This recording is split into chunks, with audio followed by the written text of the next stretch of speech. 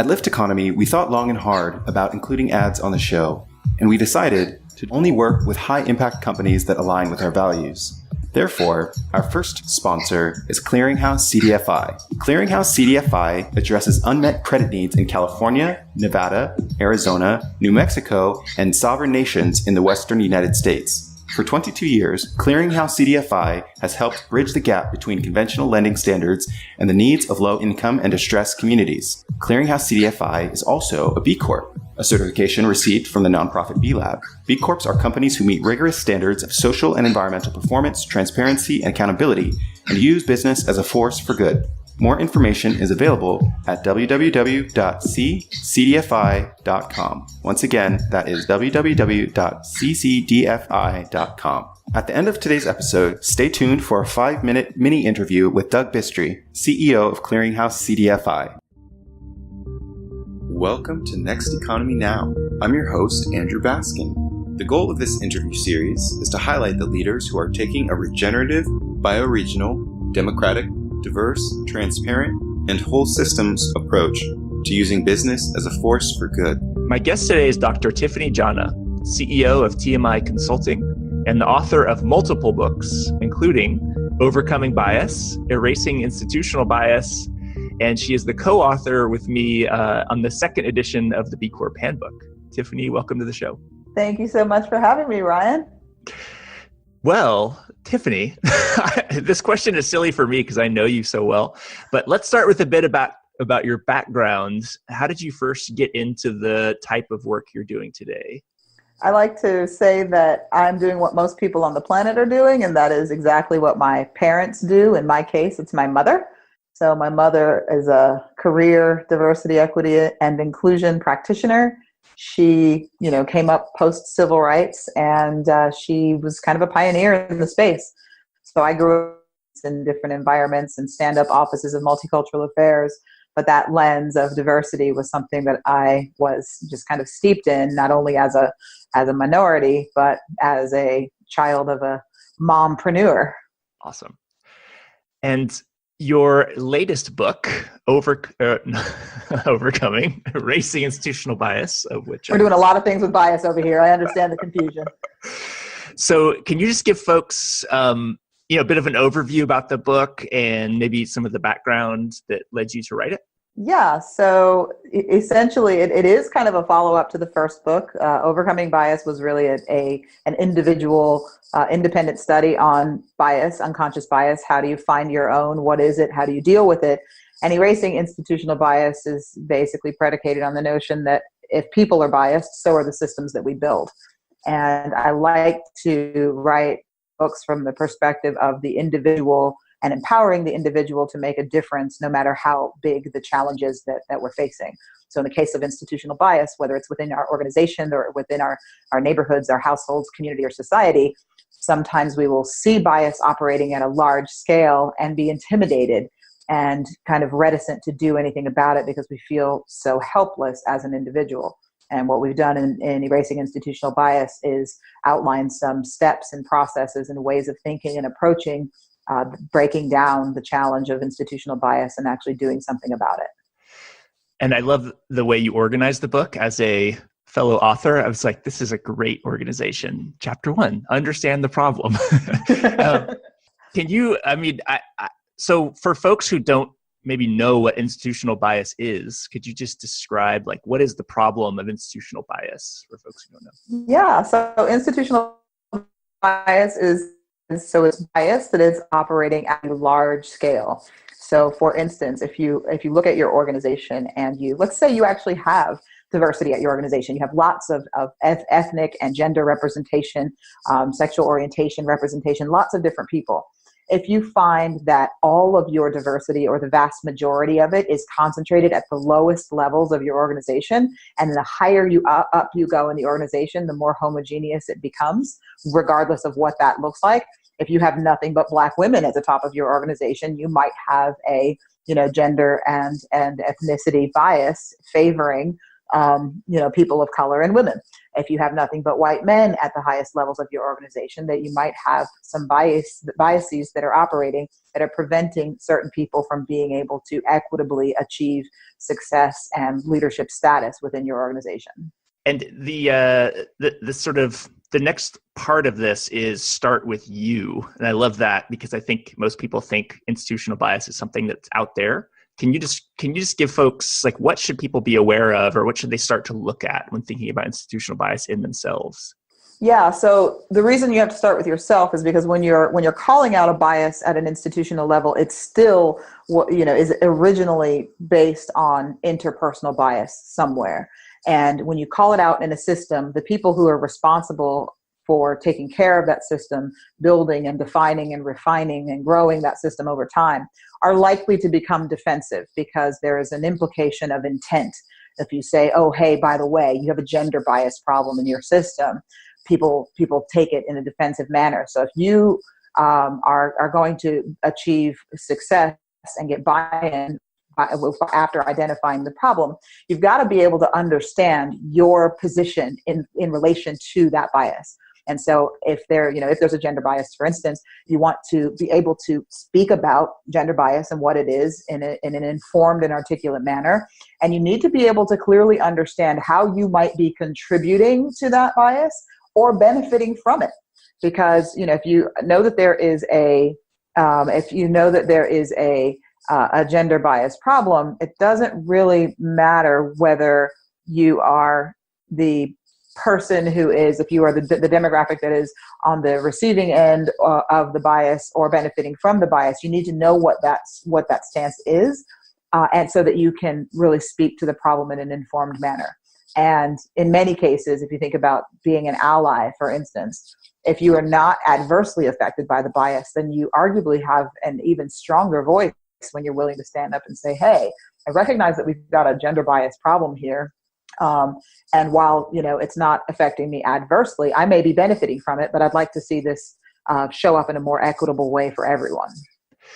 Yeah. Can you speak a little bit to that? Because I think, I imagine many listeners have questions about like whether they should step up if I'm a man and there's a gender bias, or if I'm a white person and I see, something, racist, we often feel like, well, I want to wait for, I want to be an ally. So I'm going to wait for the person of color to speak up, it's like, or I'm going to wait for the woman to speak up. Can you speak a little bit to those people who want to be allies, but don't really know what to do about certain things? So that's sure. Yeah. That's one of the steps in the process is to identify like-minded people, identify, no matter what the challenge is, there's always a group of people somewhere who care about it and who are probably already working on it.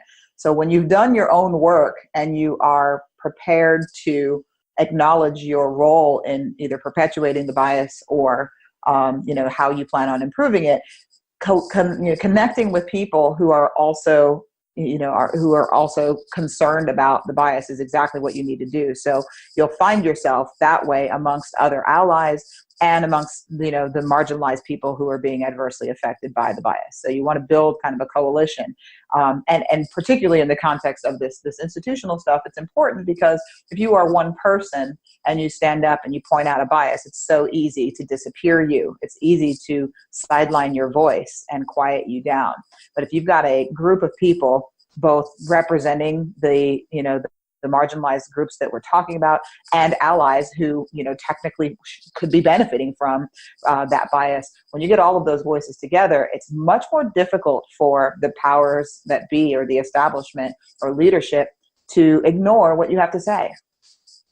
I'm thinking of the recent Google protests with 1,000 women walking out and protesting. Did you see the news on that? I did not, actually. Okay. Yeah, there was, I guess the background is several male senior execs have been given gigantic payouts after being accused of sexually harassing women, and who have left the company. And so, and it's happened. It's systemic. It's an institutional thing in tech, and then Google is no different. It's an institutional thing in the world, and Google is no different. And so 1,000 women from all over Google's offices around the world walked out. I think it was earlier this week or last week, and just basically said, hey, like this is like, and so it was interesting because it was the employees doing a protest as opposed to like, people outside Google protesting. Exactly. Yeah. So, I mean, yeah. Yeah, no, it's really interesting because like I do diversity, equity, and inclusion strategy work for a living. And, we don't really take on clients who aren't interested in addressing this at the systemic level. And, years in the years past, our work has been instigated by or requested by leadership. Leaders have either been proactive and visionary and said, hey, we want to invest in, building equitable and inclusive, systems and structures and workplaces for our employees.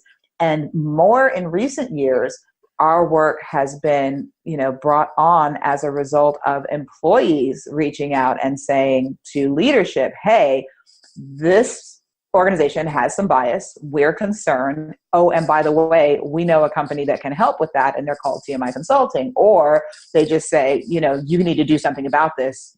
Solve the problem, find somebody, and then leadership finds us through research. So it used to be top down, and now more and more I'm seeing this kind of grassroots demand for equity in the workplace. Listening to you speak, I know me and you have a separate conversation on this book, Winners Take All, but it might be interesting to just like briefly chat about this. So for listeners who don't know, I think Tiffany, you're the one who turned me on to the book. But it's basically sort of the thesis of, for folks who don't know, it's the thesis of, a lot of companies that think they're doing good or doing well, of which the author names B Corps and social enterprises and philanthropy, are actually just perpetuating systemic, white supremacy and, systemic oppression, because they're not actually addressing the problems, or it presumes that the winners, like the richest people, get to decide, even if they're quote unquote progressive, get to decide like how the world works. And I'm curious for what's come up for you after reading that book, and like as it relates to the DEI work you do on a daily basis. Have you noticed any sort of connections in that space?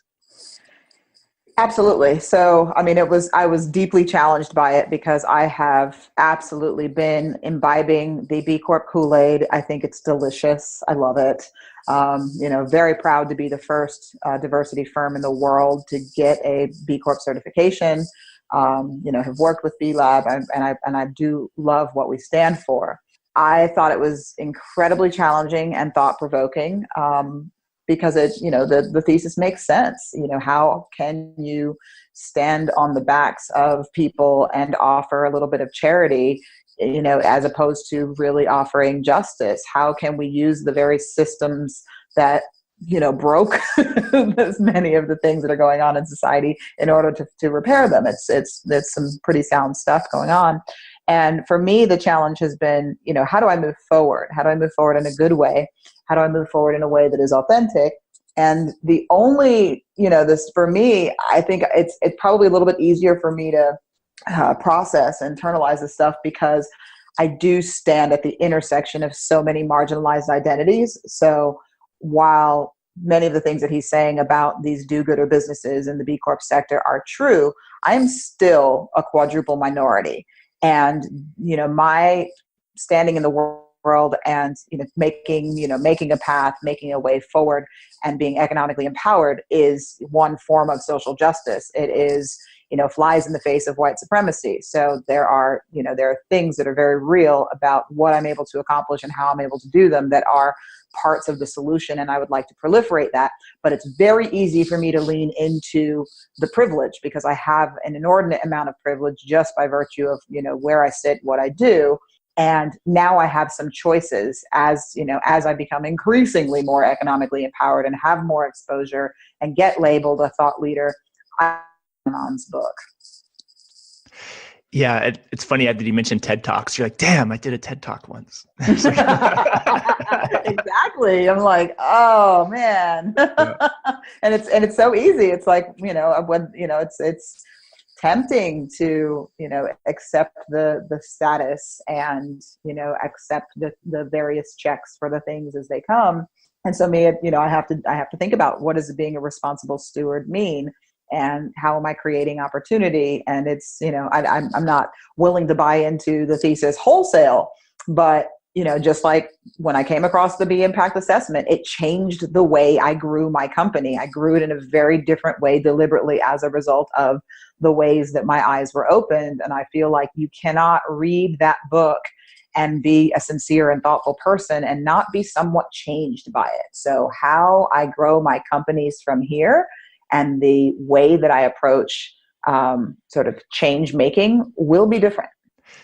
I'd love to maybe dip in a little bit to some of the biases you identified in the book that people may not know off the top of their head. Like, for example, occupational bias. Could you just describe, what that means, or what that means to you, and what sort of biases people should be aware of when thinking about that? Yeah. So occupational bias is, the biases that we have where we feel like certain people are more likely to fit certain job descriptions. So, we were just talking about Google. People still, when they think of coders and engineers, there's still a very strong male bias. There's still a strong white bias there. We think about, I think one of the examples I give in the book is, you think about nurses. People think about the women as nurses far more often than they consider the idea that men can be nurses. And, doctors are still sort of lean heavily male. We have gendered notions of who does what, and a lot of that is very problematic, and it gets in the way of people being successful. Another bias that is, what I believe is the most significant contribution that Ashley Diaz Mejias and myself are making to the body of knowledge is the final bias that's mentioned in the book, and that's retribution bias. And we've actually dedicated 2 chapters to it because it is so significant. And it is the human tendency to favor punishment over relationship, punishment over healing and rehabilitation. And so the big example that we use in the context of the book is the history of mass incarceration and the legacy thereof in the United States. And it all goes back to the enslavement of Africans and the disproportionate impact that the criminal justice system has on African Americans and African American men in particular. So, people, there's a, alleged crime. Sometimes people are guilty. Sometimes people are not. They're supposed to have the opportunity to serve their time and then re-enter society. And we've created all of these horrifying mechanisms. One, because of the retribution bias, a lot of us turn a blind eye to the inhumane injustices that happen when people are behind bars. And then when people are released, there's a whole system that's designed to keep them living as third-class citizens. And it's awful. So we really expand on that idea and talk about some of the history of where this stuff comes from. And, we've got the largest incarcerated population in the world. And with a population of 12% African Americans in the United States, that's the percentage of Black people living in America is 12%. But we have a 33% incarceration rate for Black people. It's not okay. So that's one of our sort of favorite contributions in this space. I really appreciate that. There's an article, or not an article. The recent season of Serial, the podcast, is like looking at the Cleveland. Have you listened to all of Serial, the podcast? No, I've been told about it, and I have not. I'm so sorry. It's just this particular season is all about like retribution bias. I was just thinking of you when listening to it. Like one of the real people is not a character, and one of the real people, the police sort of give him tickets constantly about like having expired license or expired registration for his car. Like, so he has like 10 tickets. It's like the tickets just pile up. It's almost like, what's the point of the 11th ticket and the 12th? So there's just like, there's clearly some sort of retributional bias of like the system is like targeting certain people for, institutional reasons. Mm-hmm. So it just resonated with me. Yes. One of the things that,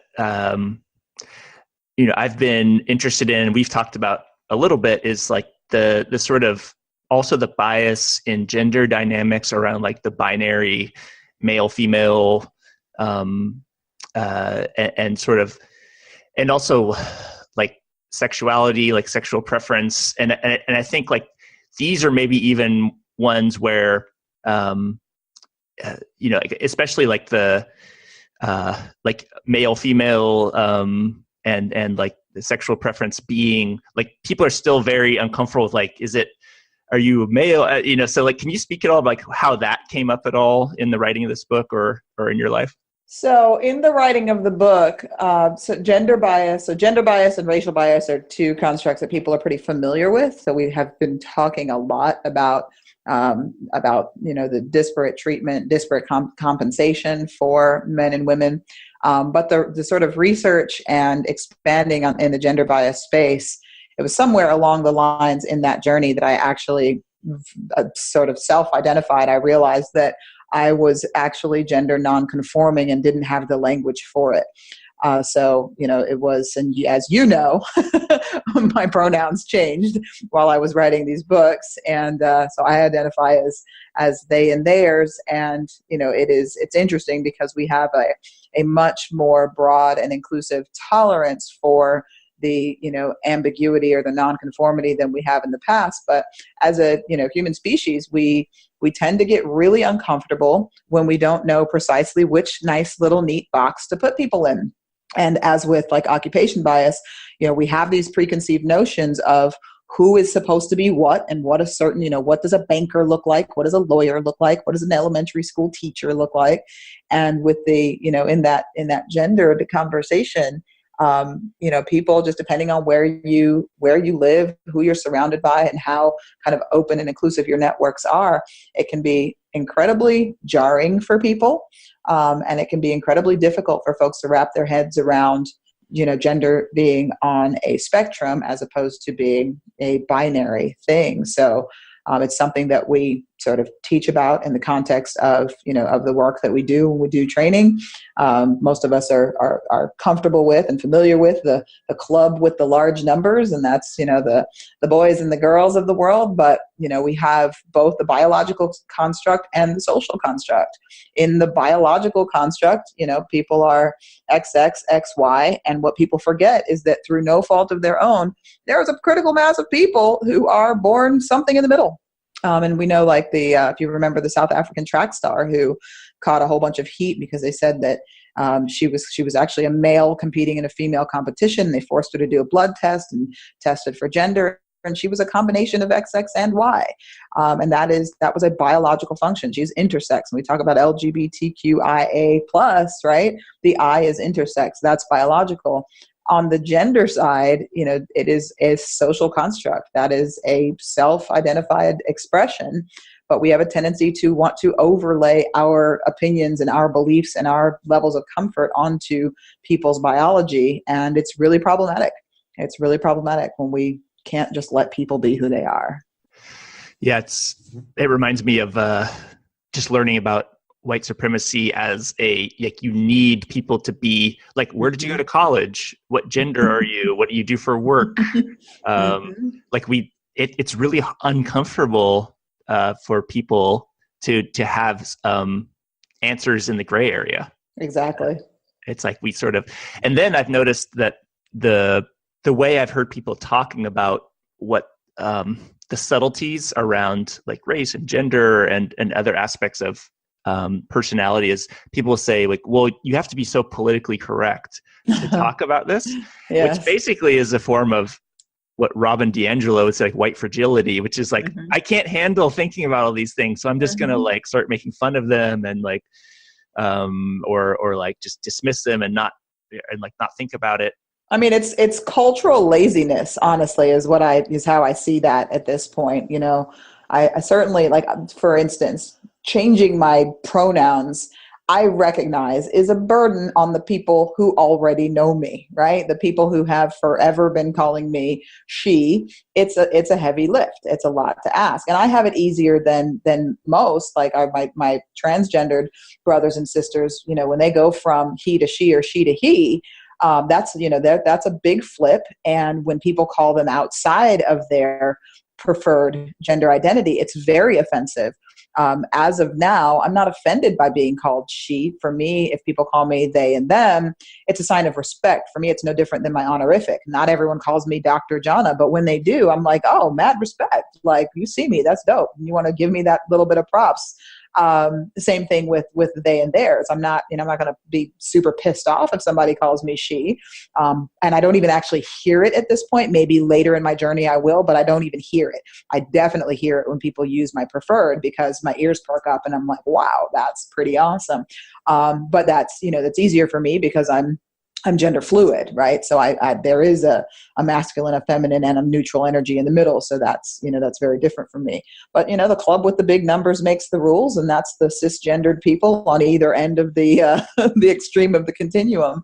But the cultural laziness that refuses to play ball and learn, age has definitely something, generation has something to do with it. It's harder for us to take on new constructs and absorb new information as we get older and become ingrained in our ways. Young people aren't having trouble with this conversation because, they've had less time on earth, and they're, these constructs they're being introduced to much earlier, and they're able to wrap their heads around it. But, those of us who are getting up there in years have to recognize, the impact of being rigid in these spaces. These are real human beings, around whom and for whom we need to have some empathy. I'm interested in your thoughts on, with all the things happening in our world. That's what we're calling it now. Yeah, we're calling it thing. All the things that we joke. Do you feel like things are moving fast enough in the right direction? Or what's your general sense of like the current state of the world? What's your felt sense of the world right now? Well, I mean, it's definitely alarming. As a multiple minority, some of the things that are emerging right now and really standing in the spotlight are not terribly surprising, because if you have any marginalized identities whatsoever, the reality of the biases that are now getting so much attention, the systemic biases, and the interpersonal biases that people have that once upon a time political correctness made it not okay to express. Those of us who have marginalized identities have always been aware that this stuff was real, that it was out there, and that it was causing harm. It was just a little bit more buried underground underneath the surface. So on the one hand, yes, it's alarming to see the hatred and the vitriol and the bias exposed at such a grand scale. On the other hand, as a change maker and an inclusion practitioner, and dare I say, thought leader. Oh my gosh. Sorry, nice. Anand. I've actually been like, I'm always able to find the silver lining. And for me, the silver lining in this is there's a whole lot of people now who are awake and attuned to the conversation and are sobered about the actual problems that we're facing, who weren't part of the fight before, who really honestly believed in their heart of hearts that we had made so much more progress on all of these issues regarding, relating to marginalized populations. So Black president equals post-racial society. We've got, women who can have any they want. We've got women on Supreme Court. Like, everything is fine. We've got gender parity. It's all good. The LGBT folks, they can get married. Like, we've got equality. Well, yeah, we've come a long way, but we still have a long way to go. And because so much of this is rooted in the legacy of the far-reaching and ever-permeating legacy of white supremacy, because it's rooted in that, the fact that we now have so many white people, including and especially white men like yourself, who are seeing the problem, willing to look at the data, look at the human impact and the toll that it's taken, who are willing to stand up and say, hey, like, maybe we should do something about this. Because of that, I have hope. Because of that, I believe that we can get much further, much faster, because we have more allies. Now, that said, if we don't do it fast enough, we're staring down the barrel of some really scary stuff. Yeah. I agree with that assessment. I was joking with another podcast guest that the benefit of Trump is he's ripped the veil off of any post-racial notions that a lot of white people had. Mm-hmm. If one could call anything Trump does benefit.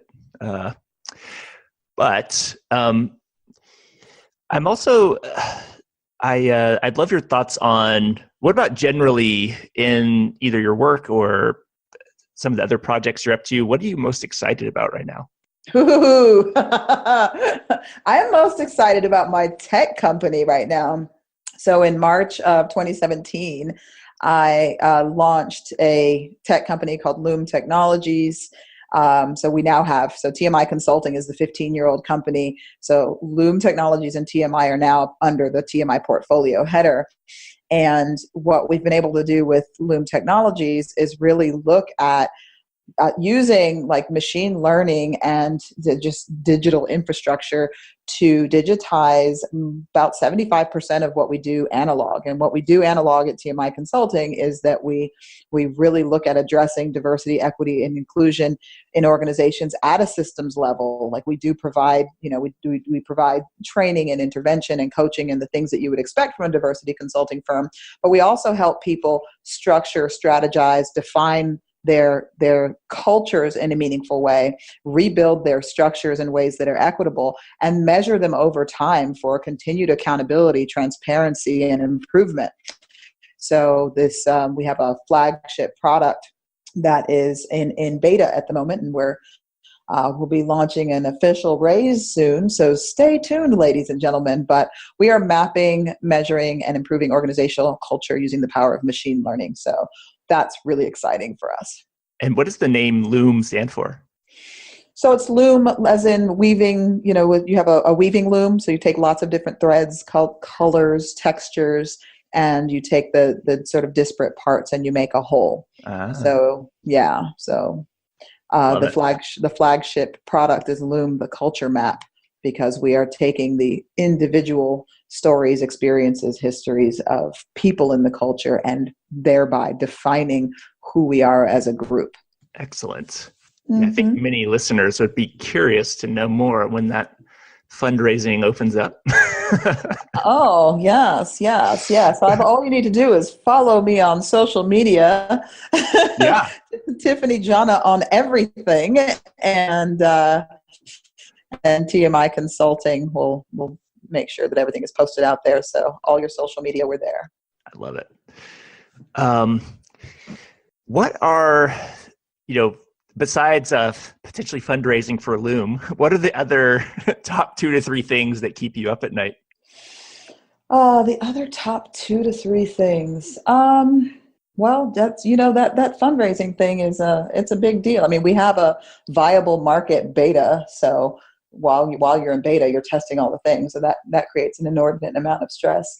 But no, I would say that, as an entrepreneur, I'm a mompreneur. So I still have 1 child at home. I've got 2 in college, but 1 who's at home. And I'm, watching pieces of the world unravel in ways that are terrifying if you're a parent. So there's certainly that. But then as an entrepreneur, I'm, once upon a time, I started this endeavor because I was a mom. And when I first started on my mom journey, I was a stay-at-home mother. And then I had a divorce, and I was a single mom and hadn't finished my degree at the time. But I wanted to have the quality of life as a mother that I expected of myself and for my children. So I started my business so that I could have the flexibility to be the parent I wanted to be. Now I've got this middle schooler who swears that she's going off to conservatory boarding school for high school. So, potentially 2 to 6 more years of her at home, jury's still out. So I'm thinking about my entrepreneurial journey, and that's the combination of, where do I want to land as an entrepreneur? What does the future hold, and how much impact can I have before, the paramedics come and get my finished body? Yes. So I feel like it's a race against the clock, and there's a whole lot of work to do. And I want to make sure that I'm using my time and talent in ways that, honor the God that I happen to worship. I'm a Christian woman. And it's really important to me to use my time, energy, and resources well. I love it. And yeah, we were joking about the amount of book proposals you've put in the last the last 6 months. What are we at? Like four new ones or something? Yeah. So if we've got the Erasing Institutional Bias was launched in October, end of October. B Corp Handbook second edition comes out in April? Yeah, April 23rd. And then, yes, there was one book proposal was just accepted a couple days ago, and another one's got a champion. I've got at least, I don't know, there'll be a total of 8 or 9 books finished in the next few years. So, yeah. Awesome. Yeah, I can't stop writing. Again, I feel an inordinate amount of pressure to get stuff done in service of the world. So, yeah. That's just the white supremacy inside of you, I think. I must conquer the world of literature. Well, I mean, the cool thing is that, I'm going to do this raise and we'll create this amazing product the likes of which does not exist in, we're like quantifying, measuring, and improving bias in this tool. It's crazy. But when that company is sold for many multiples, because the tech company is a separate company, there is a literary project that I am looking forward to that's going to cost me a ton to do, because it's not just a book, it's this whole digital experience. But that's kind of my, a fun little dessert that I can look forward to if I'm successful in making the other changes that I want to make in the world. So planning for the planning, Nice. Ryan, planning for the planning. With Loom, and so I'm curious how, so like what specifically is like an example of something that you would do sort of analog, like previous to Loom, that it's being calculated now, or that something is, what's like an example of something like that? So we've been in the metrics and assessment space for like 5 or 6 years. So we've been measuring our impact and efficacy in diversity, equity, and inclusion work for a long time, longer than most people have been doing that. Wasn't a thing, but we felt like it was important. And that's one of the wonderful things that I learned from B Lab, actually, so we've been doing that. And once our clients sort of took our assessments, my team of analysts and diversity practitioners, behavioral psychologists, all the different brilliant minds that we have access to, would work together to create roadmaps that would allow the organization to figure out what to do with the data. Because oftentimes you take an assessment and you just you get pie charts and graphs, and people are like, well, good luck with that, have fun. And especially in the space of diversity, equity, and inclusion, there's not a lot of information out there for how people can quantifiably move forward towards improvement and sustainable efforts in this space. And so we've been manually cranking out these pathways to get people from where they are to where they want to be. And so that's one of the things that one of the exciting things that that we get to do with technology now is take what exists in the brilliant minds of all of these people and actually program computers to do that for us. So we can teach the computers to do what we do. They're going to get the same data and input that we've been getting all of these years, and we'll be able to have the computer automate the release of the information that people need to drive that change forward. And is there like a ideal sized company or this type of industry that would benefit most from the Loom program? So we will not use this particular product on an organization less than 100 people, because the organization can disaggregate the experiences and disaggregate data by demographic, by department, things like that. But they have to have an N of 25 to 30. We protect fiercely the identity and the data of the individual. So ideally, it's 300 people and up is the perfect, is the sweet spot. 300 person organization and up, and we can get some really, really good information about the experiences that people are having and the interpersonal competencies. We're measuring organizational culture, looking at 80 interpersonal competencies across 11 different categories. Wow. And is it US based companies or anywhere, or what's the sort of? It can be used anywhere, but it is U.S. centric in terms of, like, for instance, we do look at, we have an HR audit that we can do. And so we'd be looking at U.S.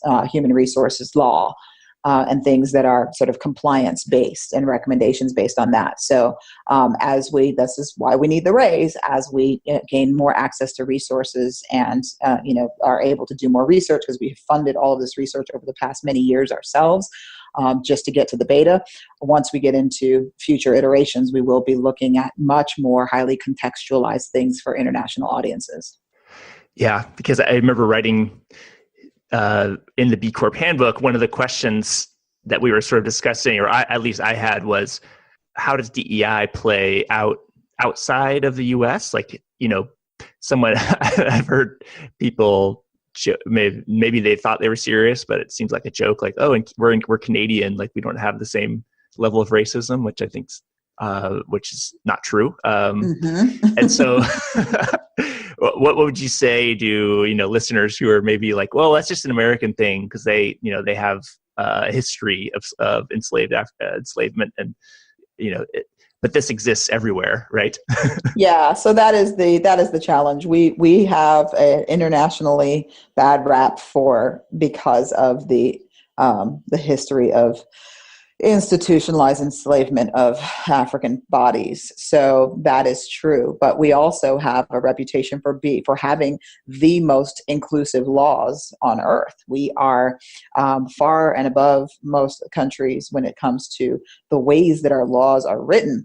Now, our ability to socially integrate that in meaningful ways and create relationships and communities, that leaves a lot to be desired. But no, I do this work not only across the United States, but across the world. And everywhere in the world has diversity challenges. It's just the flavors that are a little bit different. So if your nation had an indigenous or has an indigenous population, tell me how they're doing. Let's talk about how whether or not the indigenous population is still, is dominating, is leading the nation, has most of the nation's wealth. How have they been treated over time? And then there's the human tendency to just have to oppress somebody. Like, there's always somebody at the bottom rungs of a society.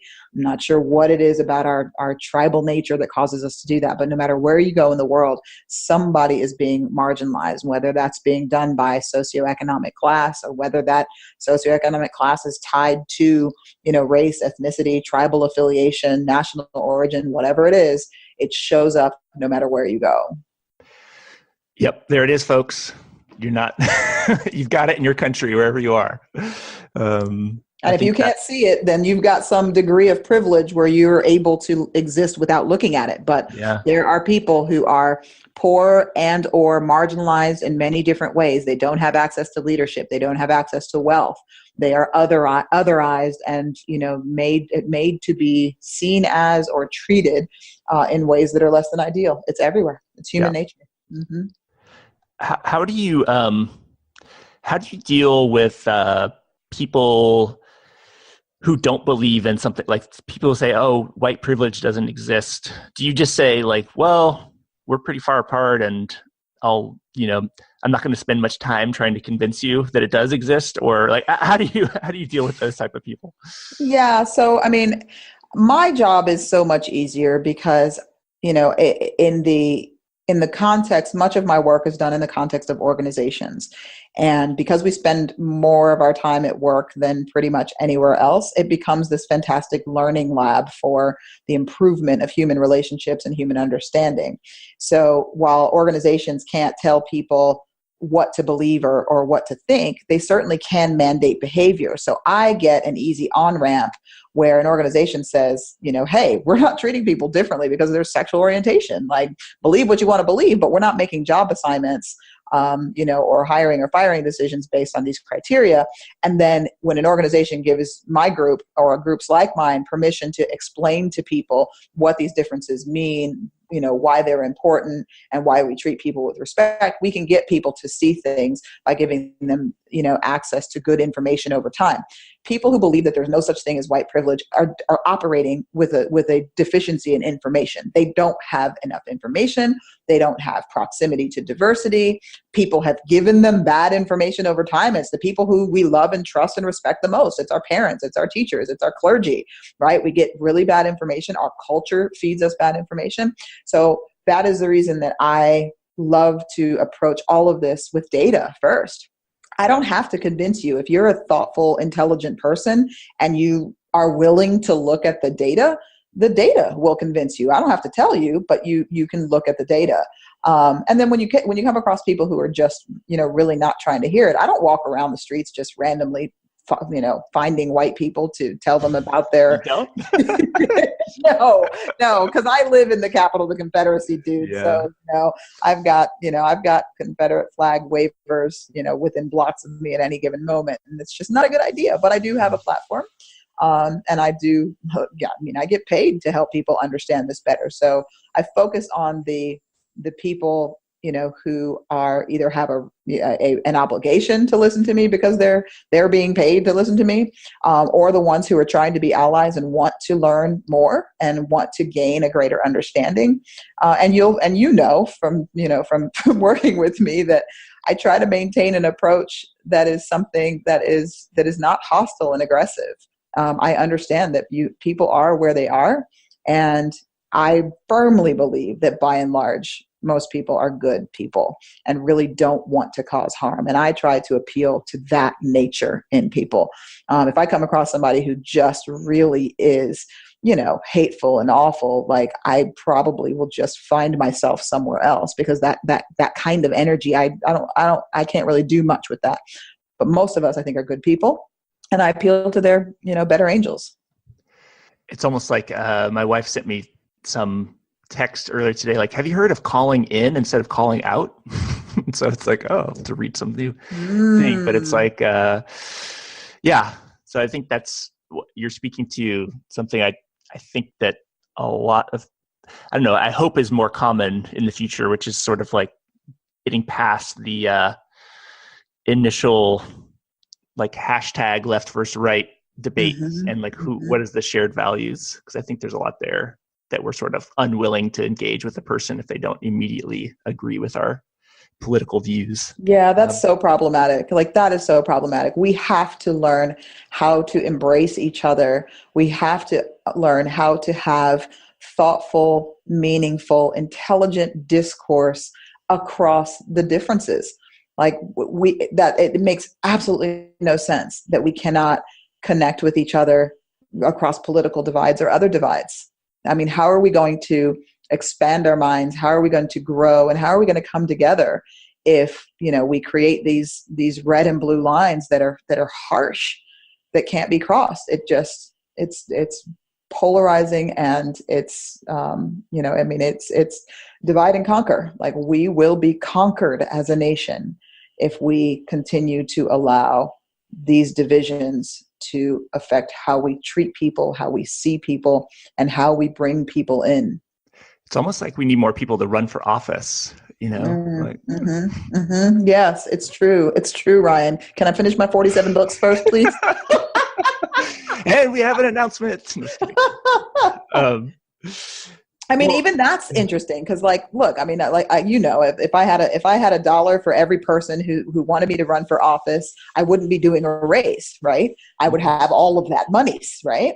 But even the way that our political structure is, our political system is structured, is problematic. Like, I would be willing to consider something like running for office, but there's even within the blue lines and the red lines, there's so much politics that I'm afraid to even say something like that out loud, because I know the people who are in these structures, and there's a pecking order, and people have to pay their dues, and I will be pissing off a whole bunch of people within whichever camp I decided I wanted to go for, because I didn't follow the rules or wait my turn or take the proper channels. And I'm just like, that is so off-putting. Yeah. That is so off-putting. So kudos to all these people who, ran in these midterms, and, broke barriers and defied logic and colored outside the lines and, didn't give a care about, about which order and what they had to do to get there first. They just got out there and did the thing. I'm like, y'all are brave and awesome. Y'all are my heroes and my sheroes. Bart's wife, Chrissy Houlihan, Pennsylvania Congressional District 6. Hey. B Corp Congresswoman. So cool. So cool. Okay, well, in the last minute or two here, what do you need right now besides going out and buying 2 books first? Wait, 3 books. Go buy Overcoming Bias for the Past. Then you should definitely buy Erasing Institutional Bias. And you can pre-order the second edition of the B Corp Handbook coming out in April. But what else could people do, Dr. Jana, to help you build this next economy? To build this inclusive economy. I would invite people to pay attention to the subjects that give them a visceral response. So when you hear something on the news, when you see something, when you hear a story that affects you somehow deeply, I would invite you to heed that as your call to action from the universe, from the collective intelligence. And find, don't be afraid to lean into your privilege. We all have it. Find the privilege that you have and figure out how you can use it in service of whatever that issue was that made you stand up and take notice. If each of us did our small part in addressing the challenges that we saw from the vantage point we have and the privilege that we have, no matter how small, you don't have to, it doesn't need to be a literal act of Congress. It can be a very, very small action. When you figure out how you can leverage your privilege in service of the solution, in service of community and humanity, if each of us takes up those small mantles, we will be looking at a very different nation and a very different world in a much shorter order. And then follow me on social media. Yay. Yeah. Review those books you bought. Yay. That's right. Yeah. What's the website and,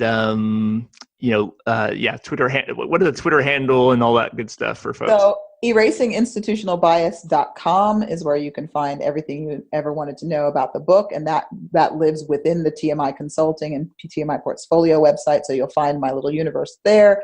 I'm at Tiffany Jana on Instagram. And then Tiffany Jana has an author page on Facebook.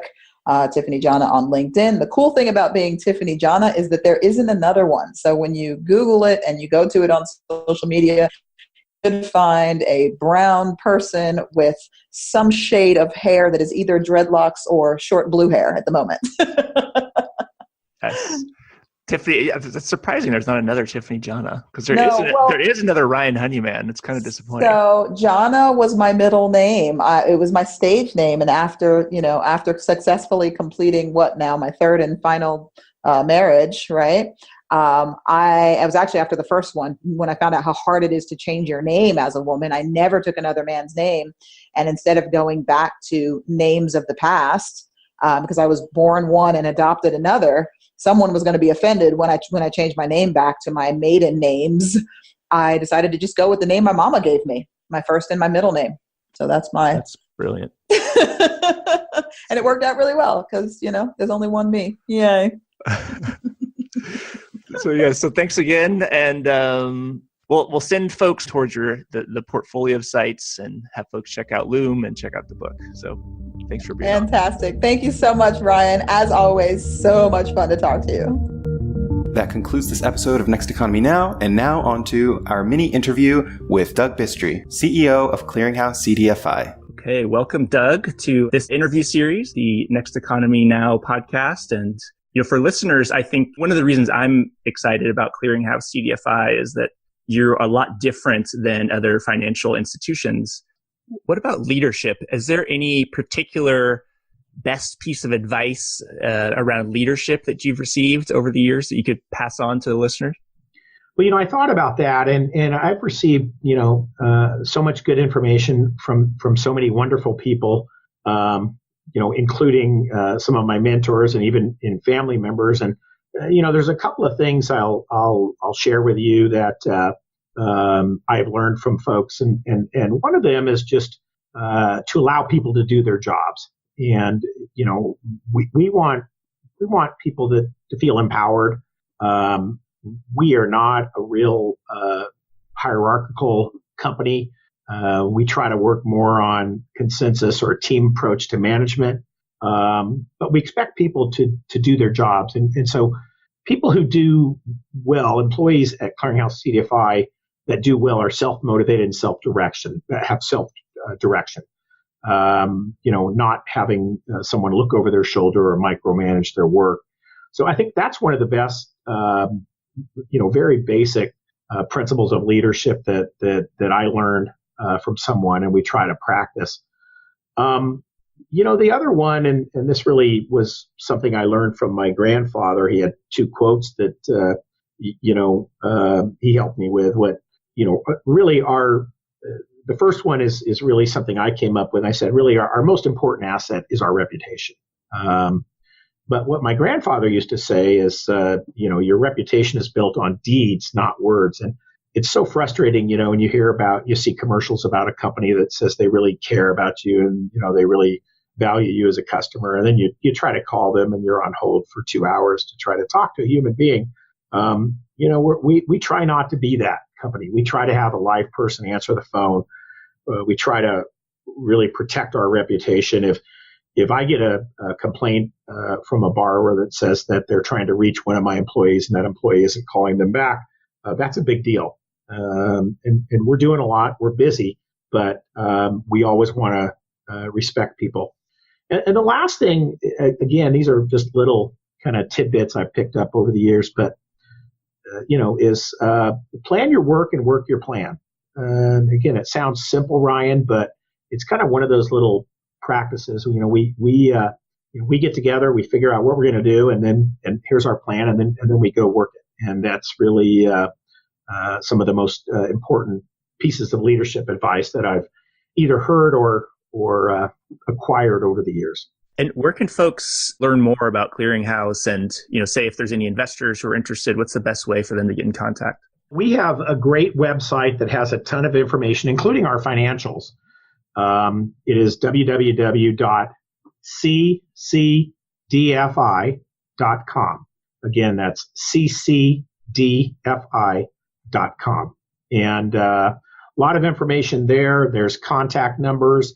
I'd be happy to talk to anybody that is serious about investing or working with us. And also, we're looking for projects to lend, good projects. And so in our service areas, California, Arizona, Nevada, New Mexico, and all of Indian country throughout the United States. So if anyone is aware of an unmet credit need that has good community impact, or, often our loans are made to entrepreneurs, people of color, or members of groups that have been disenfranchised.